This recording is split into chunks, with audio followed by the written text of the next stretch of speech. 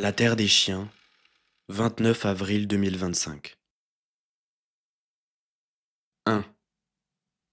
La première fois que j'ai entendu parler des exilés, c'était il y a 20 ans, quand j'étais encore un enfant. D'ailleurs, on ne les appelait pas comme ça, à cette époque. Les médias criaient contre des ravagés, les politiques crachaient contre des sans-classe, et mes parents, eux, ils se mettaient à chuchoter pour parler des chiens. Tous ces noms racontaient la même chose. Une bande d'étrangers se sont regroupés et ont lancé contre nous des vagues d'émeutes violentes et incendiaires. Dans ce chaos, le pays s'est défendu et a fait la seule chose qu'il était capable de faire, réprimer les émeutiers et les regrouper le plus loin possible comme de vulgaires indésirables porteurs d'une maladie contagieuse. Moi, je n'écris pas pour changer ça. Je crois que j'écris pour la seule chose qui compte vraiment, la vérité. Mon récit, j'ai décidé de l'écrire pour ceux qui ont oublié le passé et le présent. Ceux-là même qui ont commencé à désigner la population des émeutiers comme des exilés, signifiant ainsi leur refus catégorique de les inclure au monde qui nous appartient. Aujourd'hui, plus personne ne les nomme. Tout ça semble ne plus exister.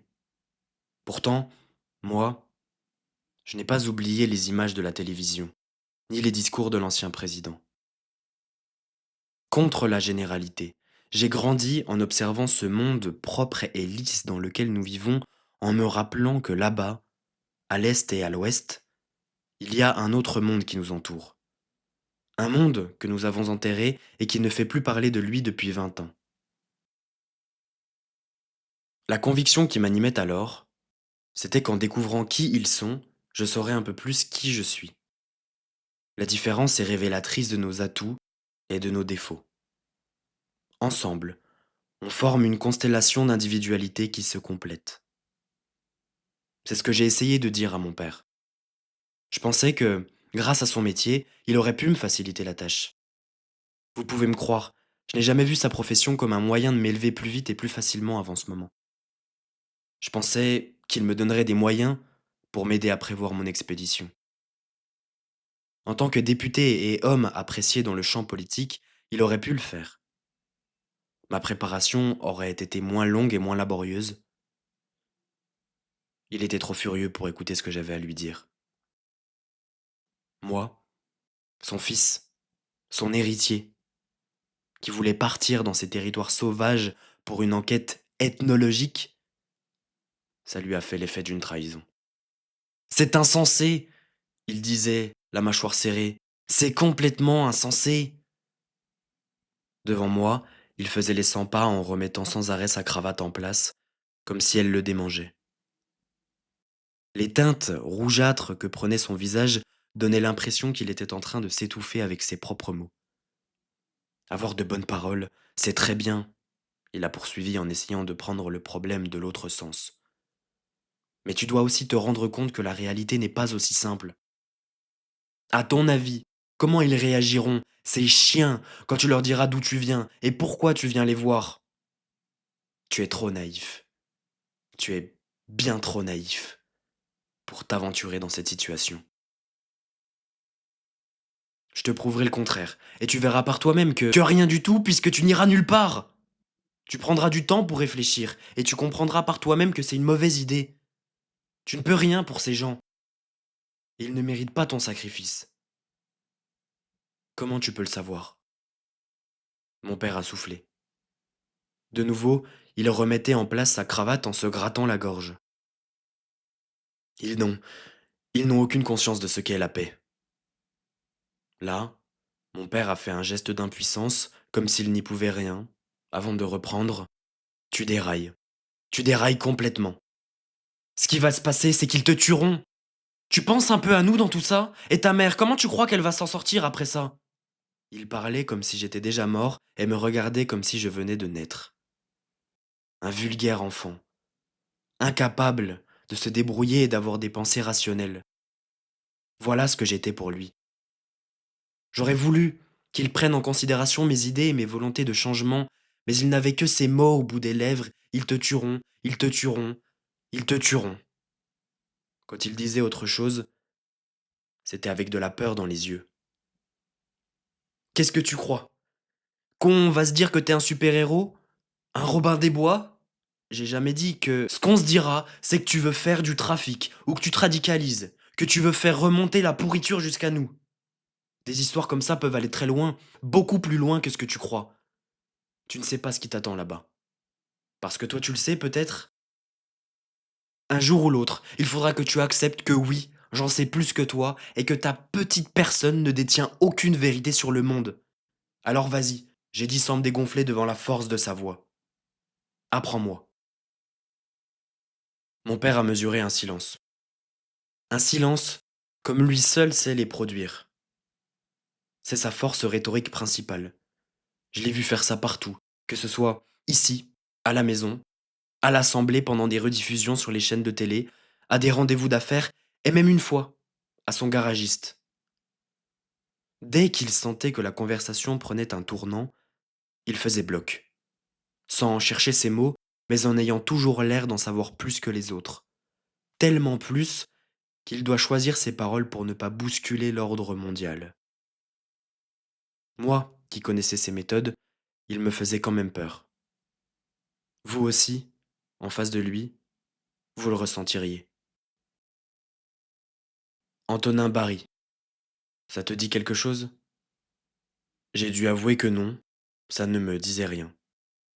En se rapprochant de moi et en prenant son ton assuré et paternaliste, qui voulait dire de toute façon j'ai raison et toi tu as tort alors écoute, il m'a raconté l'histoire de cet Antonin Barry. Il a toujours voulu être explorateur. Un grand explorateur, il a repris avec emphase. Quand il était enfant, il faisait de grandes marches, tout seul, et il allait à la rencontre des villages voisins. Il a toujours fait ça. Toute sa vie, il a voulu voir ce qui se passait à côté. En grandissant, il est allé de plus en plus loin, dans des milieux difficiles. Difficiles à tout point de vue, il a ajouté avant de me faire la liste. Il a rencontré les peuples primitifs du Nord et du Sud. Il s'est fait des amis un peu partout dans le monde, et même chez les députés. On connaissait tous Antonin Barry pour sa bravoure, mais aussi parce qu'il était régulièrement missionné par l'État pour effectuer des missions à travers le monde. Pendant quelques secondes, il a hésité à poursuivre avant de me confier. Je l'ai rencontré, une fois, et j'ai lu plusieurs de ses rapports sur les peuples indigènes en Afrique. Antonin était un brillant explorateur. On le missionnait pour qu'il nous rapporte des informations sur les autres continents, les zones de la Terre encore vierges de civilisation. Et donc, où est le lien? J'ai demandé. Le lien, le voici. Un jour, certains députés de la gauche socialiste ont lancé un mouvement, et on a voté en faveur d'un plan de revalorisation. L'objectif, c'était de ramener ces égarés dont tu parles à la civilisation en leur fournissant plus de travail et des contrats d'entreprise menant à des coopérations fiables. Et surtout, le projet était d'implanter sur leur terre des centrales nucléaires dont ils fourniraient la main-d'œuvre pour la construction et l'entretien. On voulait les aider, tendre la main. Chez mon père, tout semblait toujours si logique. Les aider, je me suis offusqué. Tout ce que je vois, moi, c'est que vous vouliez les utiliser. Mon père a ignoré ma remarque et a poursuivi. J'en reviens à Antonin Barry.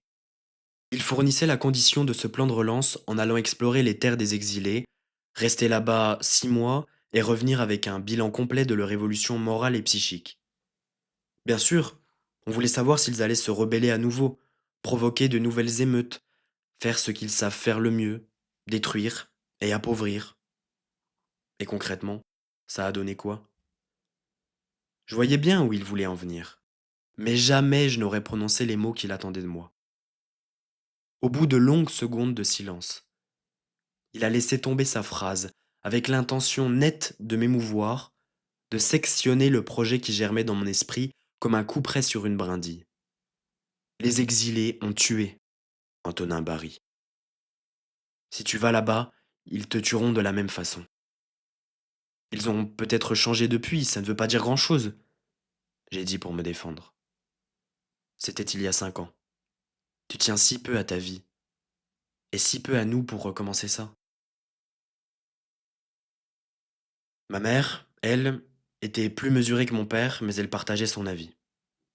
Quand même, elle est restée attentive aux démonstrations de mon instinct.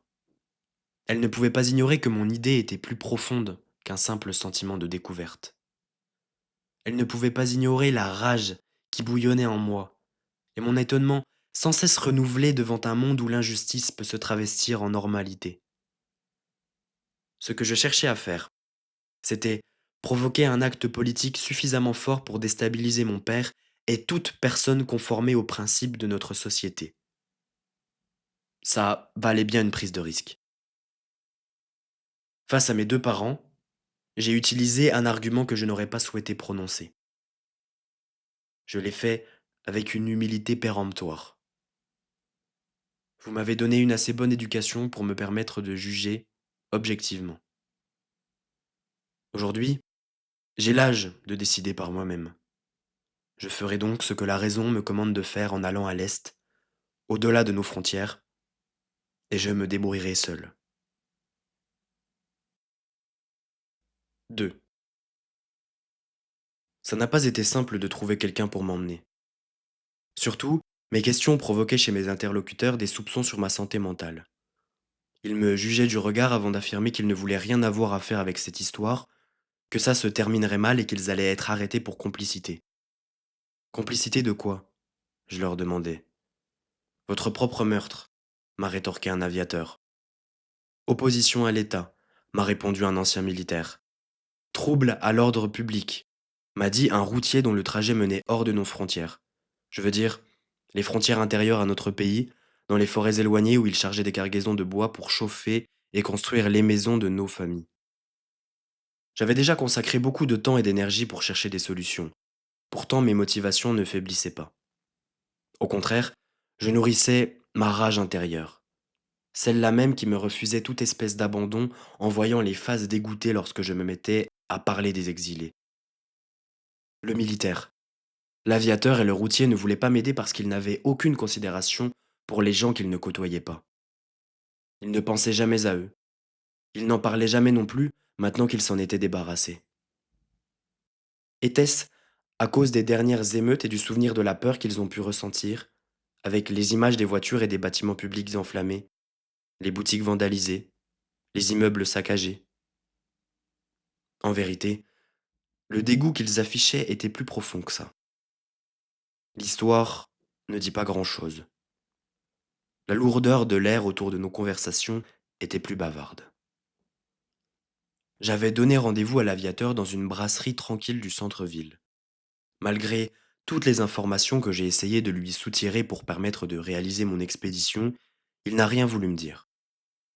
Toutes les voies aériennes sont surveillées, il n'arrêtait pas de me répéter. On ne fait pas n'importe quoi. On est en France.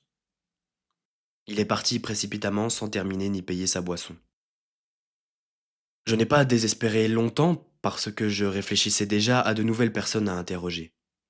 J'étais pressé par le temps, conscient de poser des questions dérangeantes, je m'attendais à ce que mes recherches s'ébruitent jusqu'aux oreilles de la police, qui n'aurait pas manqué de venir me poser quelques questions ou de me mettre sous surveillance, peu importe le statut de mon père. À eux aussi, je pouvais expliquer mes intentions, ils n'étaient et ne sont toujours pas en mesure de comprendre, et ils m'auraient perçu comme un individu dangereux pour la société. Ce que je suis réellement, d'ailleurs, si leur conception de la dangerosité est la remise en question des fondements qui nous déterminent. Je réfléchissais à toutes ces inquiétudes, assis face à une chaise vide dans la brasserie, un verre de Coca-Cola à la main, lorsqu'un type a frôlé mon épaule pour venir s'installer devant moi. Je l'ai regardé entamer la bière de l'aviateur. J'ai pensé à un alcoolique qui venait saisir sa chance en voyant mon invité partir. Pour ma défense, il remplissait toutes les cases du cliché avec des cheveux gras, une barbe mal rasée, une peau terne et des yeux fatigués. Je m'en suis voulu d'avoir pensé ça. Je le dis à vous parce que je n'ai personne d'autre à qui le dire. Le type a ouvert la bouche et s'est mis à parler. Je ne veux pas éveiller les soupçons. J'étais juste derrière toi, au bar, et j'ai entendu votre discussion. Il m'a expliqué en parlant si bas qu'il m'obligeait à me pencher en avant. Alors comme ça, Tu veux aller sur la terre des exilés? Je lui aurais bien répondu avec la déviance d'une affirmation assumée, mais je me dois d'être honnête avec vous. Ce que m'avait dit mon père me restait en travers de la gorge. Surtout, je me doutais qu'il y avait un peu de vérité dans ses paroles. Ça me fait mal de le dire, vous savez. Tu es trop naïf, tu es bien trop naïf pour t'aventurer dans cette situation. J'ai pris un moment pour réfléchir avant de demander à l'inconnu, aussi directement qu'il s'était permis de le faire pour moi, qui il était et ce qu'il faisait ici. Je veux t'aider, c'est tout. On se tutoie? Eh bien, tu as l'âge de mon fils, alors oui. Encore baigné de mes réflexions précédentes, je lui ai demandé s'il était de la police. Non, il a dit. Et justement, il voulait que je parle moins fort, comme lui. Alors j'ai simplement hoché la tête, brièvement. C'était la réponse à sa question. Oui, je voulais aller sur la terre des exilés. Pourquoi tu veux faire ça? Il m'a dit en fronçant les sourcils. Comme je le pensais, et sans soupçonner que ce que je souhaitais, au plus profond de moi, c'était suivre le chemin de mon père, j'ai dit à l'homme devant moi que c'était un acte politique pour montrer l'absurdité de nos frontières intérieures, aussi bien physiques que mentales, et décrire la mise à l'écart d'une partie de notre population. Et je ne suis pas naïf, j'ai insisté en me remémorant les reproches qui m'ont été adressés. Je sais que la situation a débordé par le passé, mais la répression n'est jamais la solution pour la paix, n'est-ce pas? Ce que je veux pour nous, c'est rétablir une véritable connexion entre les hommes. Face à moi, le type que j'avais d'abord pris pour un alcoolique s'est mis à rire, cette fois-ci sans aucune retenue, sifflant presque. Il a repris une gorgée de bière avant de se calmer et de me dire, à voix basse, que j'étais naïf. Il a dit autre chose, aussi. Il a dit que seule la jeunesse peut encore l'être, et que cet état de naïveté est la plus pure qui soit, avant d'ajouter aussi que nous sommes les seuls capables de concevoir un idéal romantique. J'attendais des explications, il n'a rien dit de plus à ce sujet. De sa poche de pantalon, il a sorti une feuille de papier froissée et a demandé au serveur un stylo. Calmement, il a inscrit le nom et le prénom d'un homme avec son numéro de téléphone. Si quelqu'un peut t'aider, c'est peut-être lui. C'est pas le meilleur des hommes, il fait même partie de la pire espèce, mais enfin, il t'écoutera. C'est l'important. Est-ce que je dois lui dire que j'appelle de votre part? Il a semblé réfléchir, un moment. Non, il s'est repris. Je préfère rester anonyme. Encore une chose, il m'a dit en prenant un air que j'ai trouvé énigmatique. Ne te fais pas avoir. Ne lui dis rien de ce que tu verras, rien de ce qu'il veut entendre, compris? Si tu veux aller à l'Est, tu seras obligé de passer par lui. Mais ça veut pas dire qu'il faut se jeter dans ses bras comme une fleur. Il a fini la bière de l'aviateur et m'a souhaité bon courage. Avant de partir, il a réglé sa consommation et m'a accordé un mouvement de la main en signe d'adieu. 3. Le nom et le prénom qui figuraient sur le papier froissé, d'une écriture plate, presque illisible, étaient Henri Ménard. Les recherches les plus élémentaires sur Internet m'ont appris qu'il dirigeait un réseau ferroviaire transportant des marchandises sur le territoire national. Apparemment, il possédait aussi les usines reliées là-bas, sur l'autre terre. Ça restait vague, mais j'avais mon idée sur ce qui m'attendait avant que j'entre en contact avec lui. Au téléphone, il s'est montré méfiant. Qui vous a donné mon numéro? Je lui ai expliqué en racontant tous les détails de cet homme avec qui j'avais parlé. J'ai seulement mis sous silence les conseils qu'il m'a donnés, ceux que j'ai gardés en tête à chaque moment de nos conversations. Monsieur Ménard a semblé rassuré et m'a proposé une rencontre physique.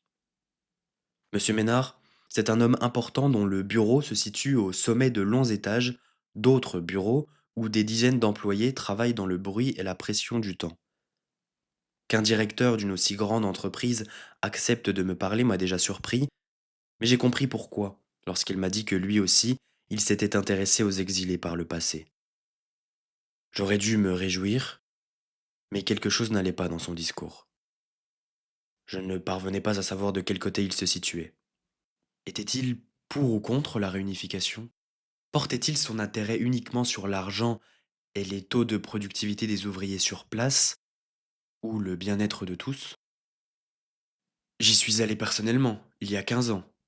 Je suis resté quelques minutes. Il m'a dit comme si c'était l'affaire du siècle. Quand je suis revenu, j'ai fondé mon entreprise et depuis, chaque jour, des tonnes de marchandises circulent de leurs terres à nos régions. Quelques minutes, ça reste plus que la majorité de la population, j'ai pensé. Je voulais qu'il me raconte ces quelques minutes qu'il avait passées sur leur terre, et s'il avait vu des exilés. Sont-ils dangereux?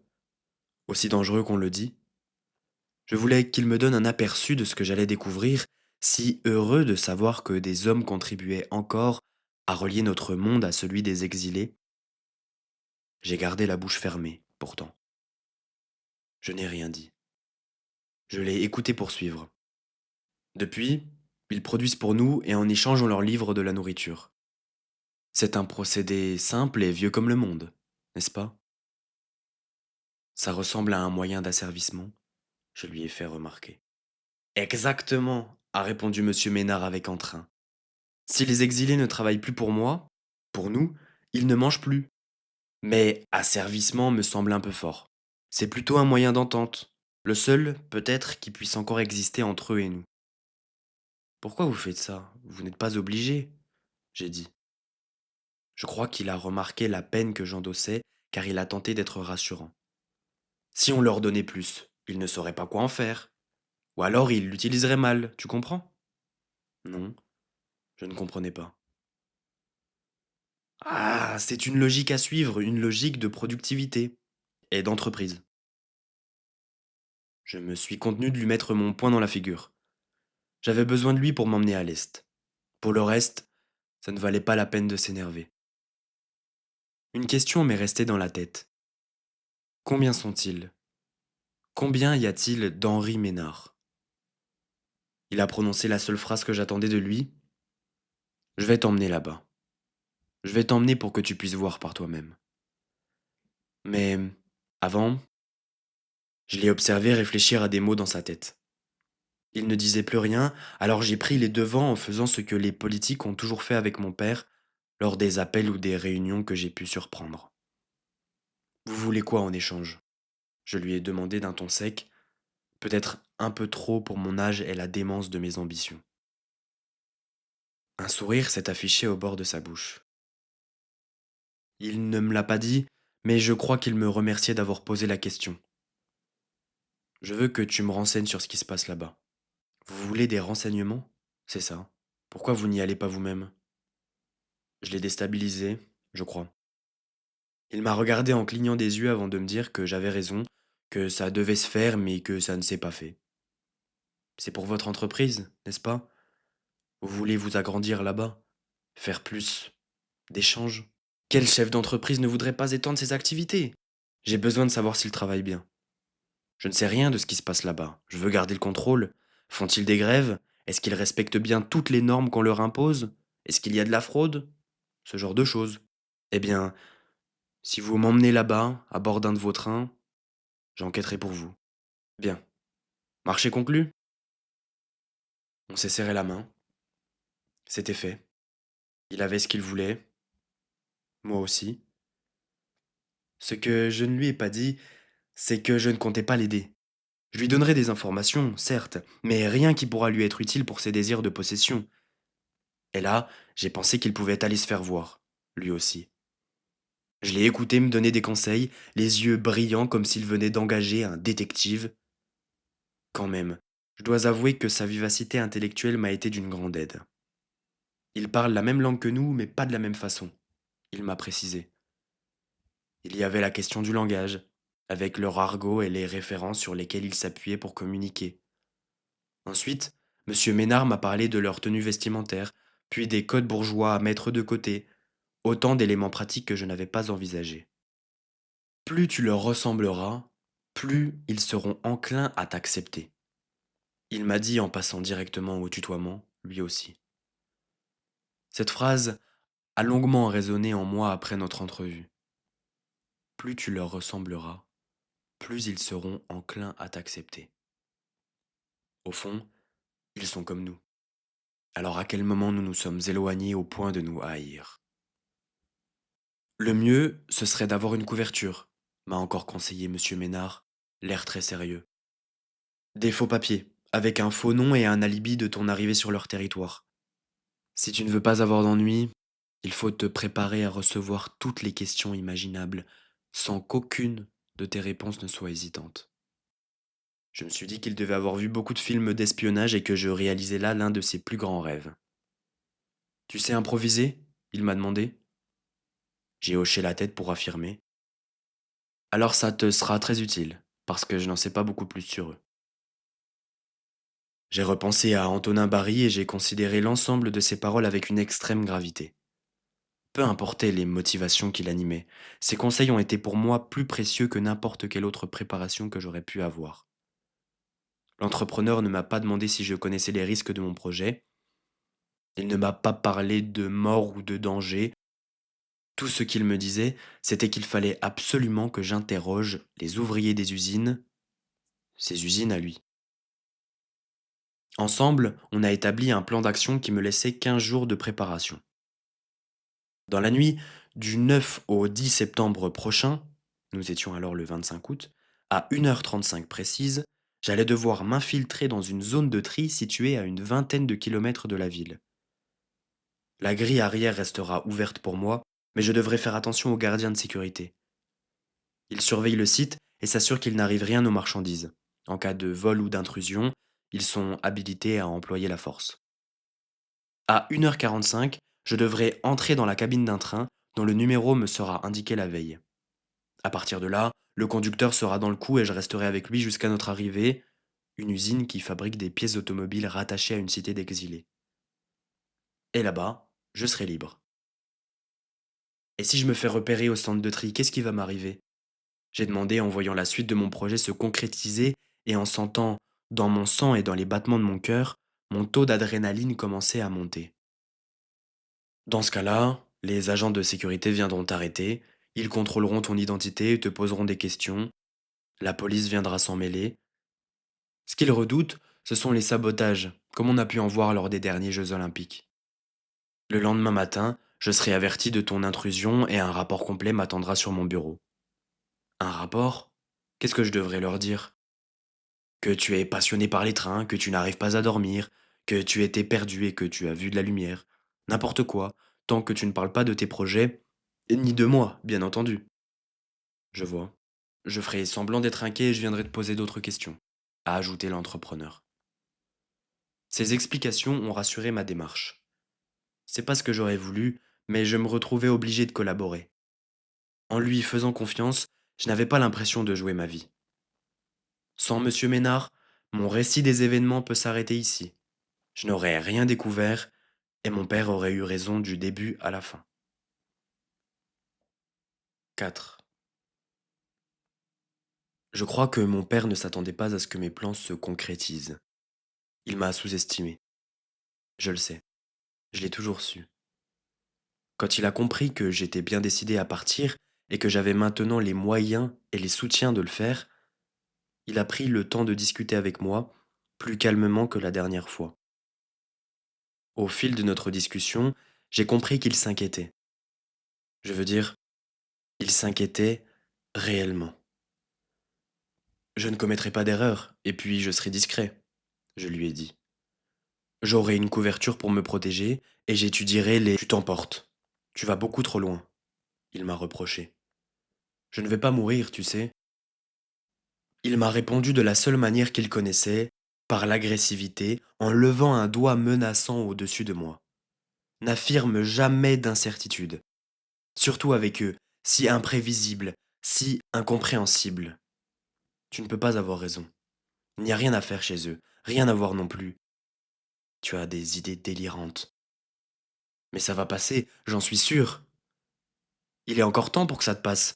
Ou alors, tu te dégonfleras avant de monter dans ce train, parce qu'au fond de toi, tu sais que j'ai raison. Bon sang, tu es jeune, tu devrais profiter un peu. Si tu veux, je peux t'offrir des vacances. Tu n'as qu'à me le dire et ta mère et moi, on t'organise un voyage. Ce serait génial ça, non? Mon père essayait de se persuader lui-même.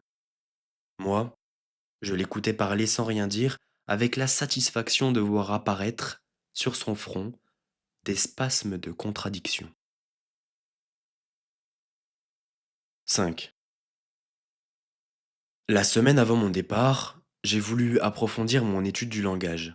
Aussi parce que je ne comprenais pas la logique des mots argotiques, dont certains s'attachaient seulement à inverser et modifier les syllabes des termes français, comme ref pour frère, beubare pour barbe et wam pour moi.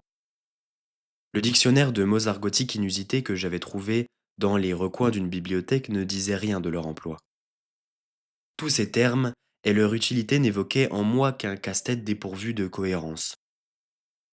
C'est un linguiste que j'ai voulu interroger à ce sujet afin de me constituer des bases solides et d'amorcer ma réflexion sur le langage des exilés, chose que je voulais examiner lors de mon expédition.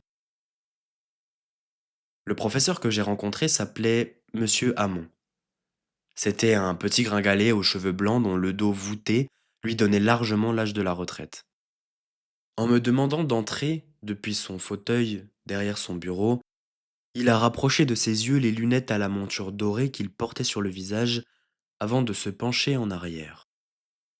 Il me regardait comme si j'étais un objet de curiosité propre à être analysé, de la même manière qu'il devait analyser des ouvrages scientifiques, je me suis dit.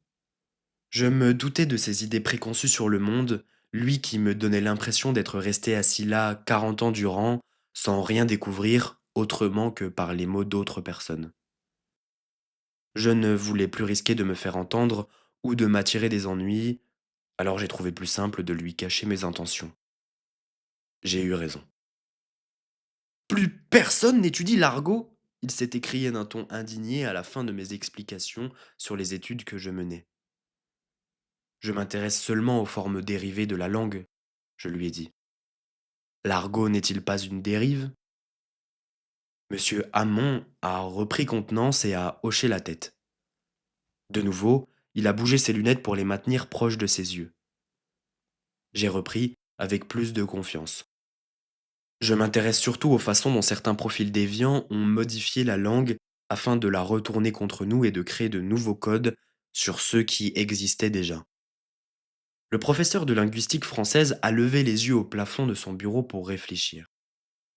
Dès lors, je savais que j'avais trouvé le moyen de le faire entrer dans la conversation, et il a d'abord montré son acceptation en me demandant quel était mon domaine d'étude.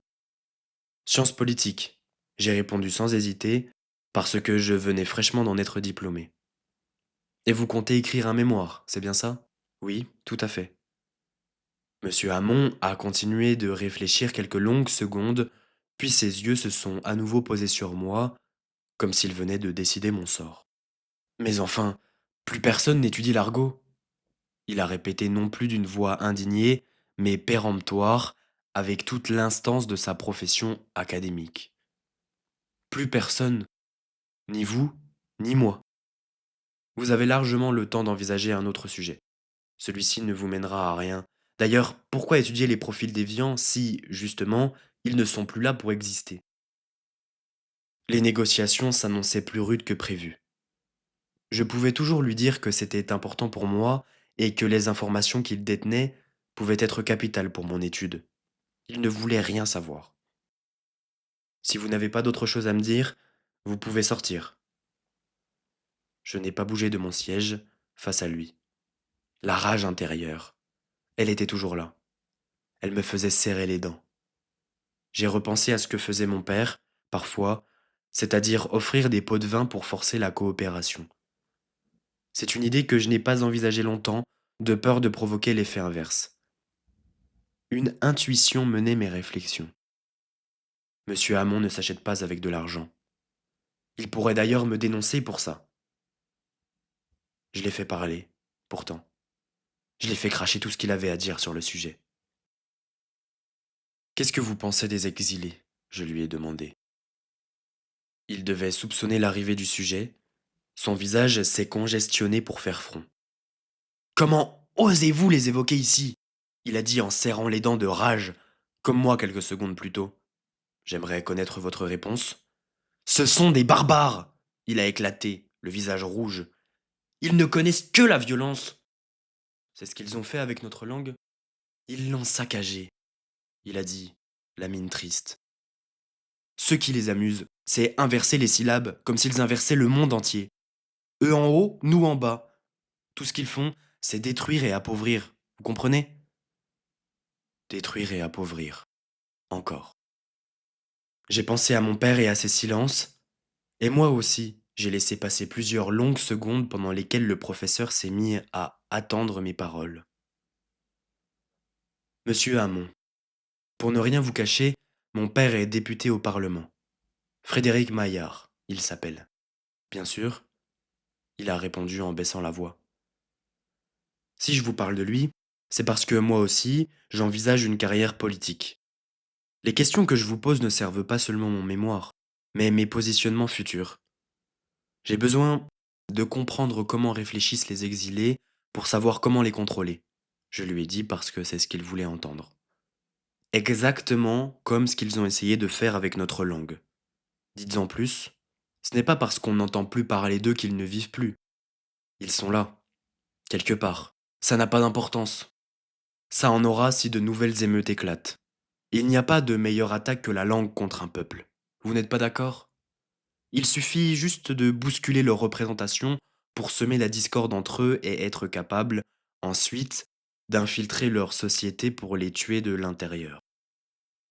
En développant toutes mes idées, j'ai maintenu mon esprit assuré et ferme de sorte à l'impressionner. Je n'avais pas besoin de croire ce que je disais, ni même de le penser rationnellement. Face à mon assurance politique et stratégique, le linguiste n'avait rien à redire. Il a seulement tiqué lorsque j'ai parlé de société. Si on peut vraiment parler de société, il m'a repris avec un sourire sadique au bord des lèvres. Je ne connaissais pas vos ambitions et je m'excuse. Vous auriez dû commencer par là. Je ne sais pas vraiment si ce que je vais vous dire peut être utile, mais s'il y a une chance, alors je peux vous donner quelques informations. Si vous voulez mon avis, il faut les laisser là où ils sont. Leur langage est pauvre, aussi pauvre que leurs conditions. Ils s'éteindront d'eux-mêmes.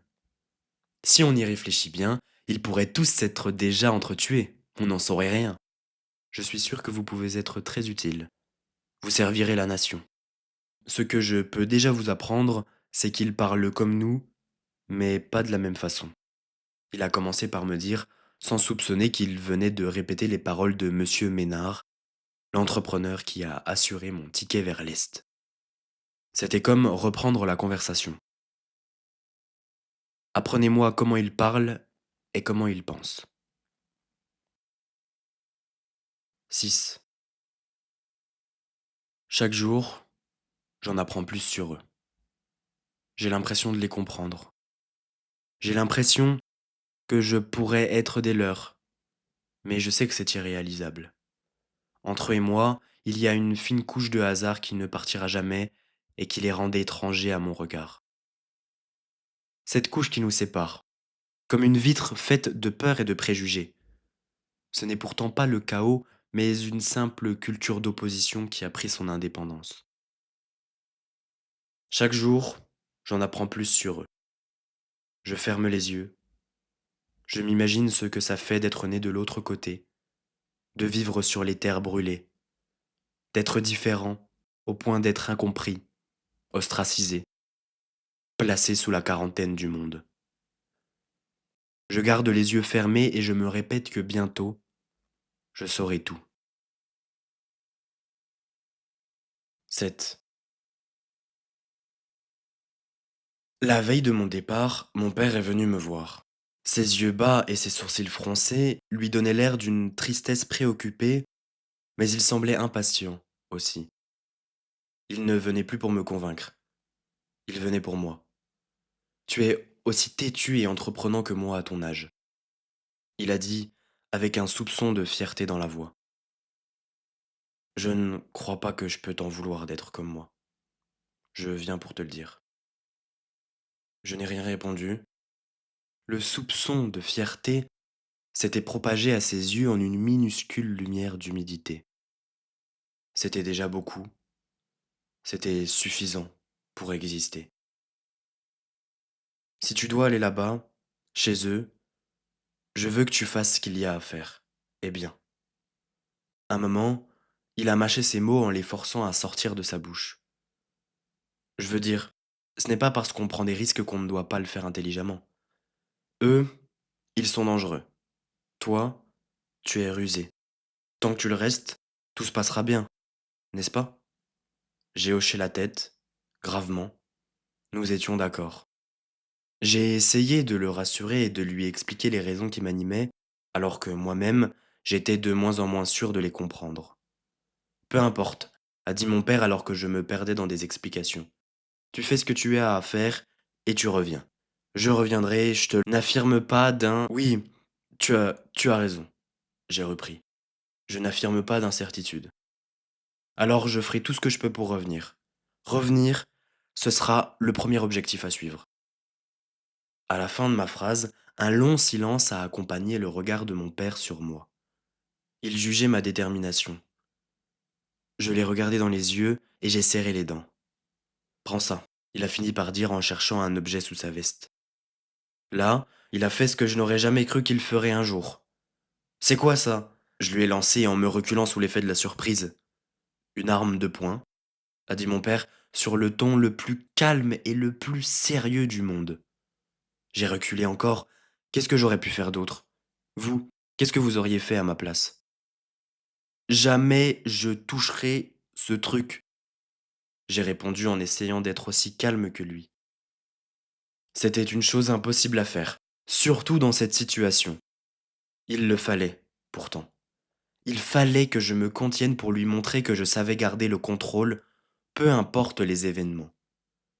J'aurais eu l'air de quoi, là, si je m'étais écroulé en criant, ou même si j'avais réagi avec colère en lui renvoyant son arme dans la figure.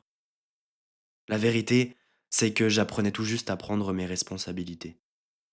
Il est hors de question que je prenne une arme pour mon expédition. Ce sera à ma manière, sans violence, pas de sang. Et eux, tu crois qu'ils en ont quelque chose à faire de tes principes? A rétorqué mon père. S'ils ont des soupçons, ils te tueront. C'est non. Mon père s'est contenu, on pensait la même chose, aussi têtu et entreprenant. T'es pas obligé de t'en servir, c'est de la dissuasion, il a insisté. La vision d'une arme dans les mains de mon père me donnait la nausée. Mon père, il a attendu que je flanche en avant pour coller l'arme contre ma peau, derrière la ceinture de mon pantalon. J'espère que tu n'auras pas à t'en servir. Tu parles, je la jetterai par la fenêtre du train pour dissuader le désert. Pour la première fois de ma vie, je venais de hausser le ton devant mon père. J'ai quand même laissé l'arme là où elle était et il est parti en me serrant la main. Tout ça, c'était sa façon à lui de me dire qu'il était prêt à me soutenir, mais que je devais d'abord faire mes preuves. C'est le moment de prouver que tu sais ce que tu fais. Il a dit là où maman aurait parlé de la fiabilité de mon instinct. Je méditais sur ce que m'avait dit mon père et ce que j'allais faire de son arme lorsque monsieur Ménard m'a appelé. Mon train, il était arrivé dans le centre de tri. Il repartira dans quelques heures pour la terre des exilés. Notre marché? Non, je ne l'avais pas oublié. Je veux des informations, m'a répété l'entrepreneur dans une confidence totale. Je veux savoir si l'embauche est bonne et si la main-d'œuvre se porte bien, assez bien pour intensifier le rythme des usines. Tu me diras tout ça et tu me raconteras ton voyage. Tu me raconteras tout dans les moindres détails, avec leur pauvreté, ce qu'ils bouffent et s'ils vivent dans la rue aussi. Je veux savoir tout ça. J'avais conscience que la curiosité de monsieur Ménard dépassait le cadre professionnel. Sa curiosité, elle avait quelque chose de sordide, voire d'inhumain. Mais je n'en ai pas fait un combat. Mon vrai combat, c'est sur un autre terrain qu'il allait se dérouler. Le plus important, c'était moi et le train qui m'attendait. Il y avait une chose que je voulais savoir, tout de même. Celui qui m'a donné votre numéro, vous le connaissez? J'ai demandé. Qui ça? Il a dit. Celui qui m'a donné votre numéro, à la brasserie. Je vous en ai déjà parlé. Ah oui, d'accord. Pourquoi je le connaîtrais? Je sais pas. J'ai répondu sans essayer de me dégager de mon air suspicieux. Il avait l'air de vous connaître, lui. Je lui ai donné sa description physique complète pour voir si la mémoire lui revenait. Ça ne me dit rien, je le regrette. Vous ne l'avez jamais envoyé là-bas. Je suis le seul à qui vous accorder cette faveur. Il y a eu un silence à l'autre bout du fil, un long silence qui a changé l'ambiance de la conversation. T'as pas à poser autant de questions, a dit Henri Ménard. Fais ton boulot et reviens, c'est tout ce que je te demande. J'en ai rien à foutre de ce que tu peux faire à côté, tant que tu me donnes ce que je veux.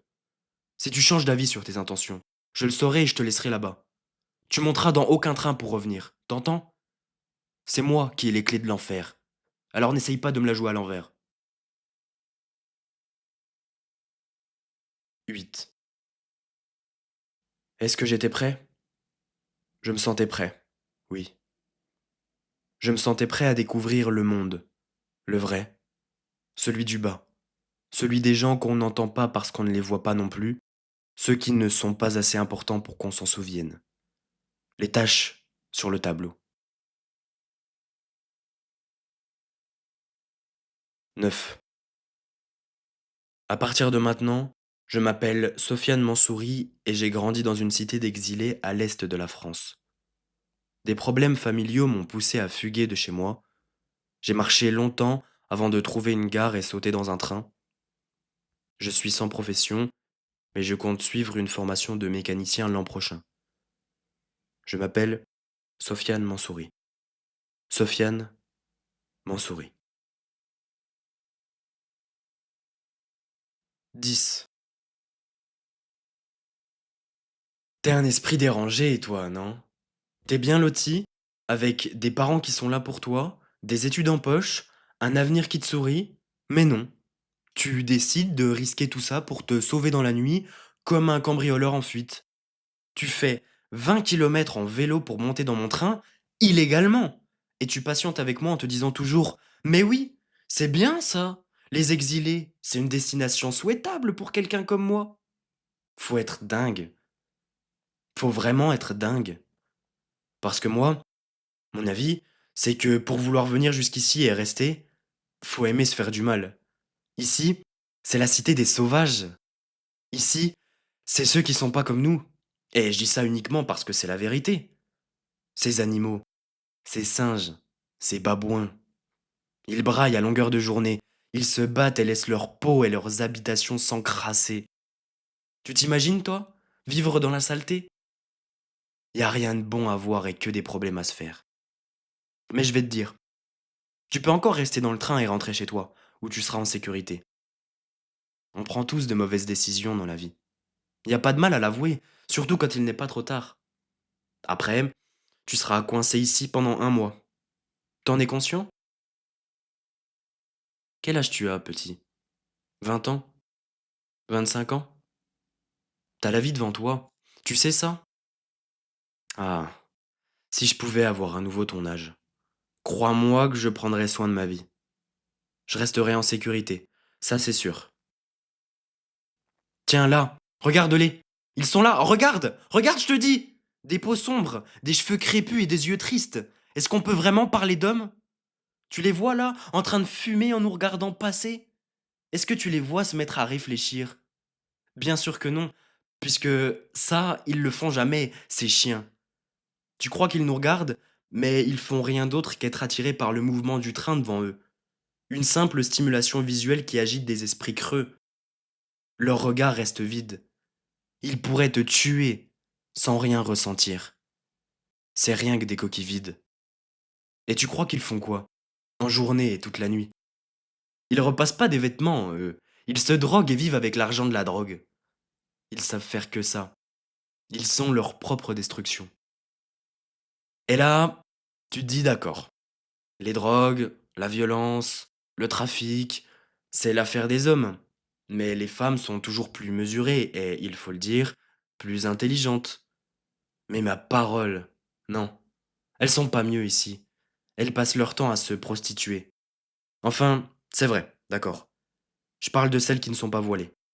Les femmes voilées Tu les verras jamais faire autre chose que ce qu'on attend d'elles. Je sais pas si c'est mieux, franchement. Y a aucun progrès à trouver par ici. C'est comme ça qu'ils vivent. Mais le pire, le pire, c'est l'odeur. Ça pue et on peut pas respirer correctement là-dedans. Et moi, j'arrête pas de leur dire, au boulot, qu'on n'a pas fait des lois sur les conditions de travail pour rien. Je peux encore m'estimer heureux, parce que je conduis le train jusqu'ici et je repars dans la journée, mais c'est déjà trop. Tu sais, j'essaye juste de penser à toi, là. Tu m'aides pas vraiment en restant silencieux sans rien faire. Ça me fait de la peine de te laisser avec eux. Je sais pas si tu te rends compte. T'as pas l'air de te rendre compte. Pourtant, t'as pas l'air d'être con non plus, alors je sais pas. Tu devrais regarder encore un peu. Tu les vois ces grandes tours recouvertes de graffitis hideux? Tu les vois les encercler comme une prison, et le goudron partout. Les perspectives d'horizon, dans ce trou, c'est l'immeuble d'en face. Et puis il y a la pollution, il y a les déchets, entassés comme eux. Des putains de déchets dans tous les coins comme une décharge à ciel ouvert. Voilà. Mais voilà, c'est ça. Un bidonville de béton. C'est ça que tu regardes là, et c'est là-dedans que tu t'engages. C'est pour ça que tu vas risquer ta vie. C'est ça, la terre que tu veux découvrir, avec des rues crades et des ravagées. La terre des chiens.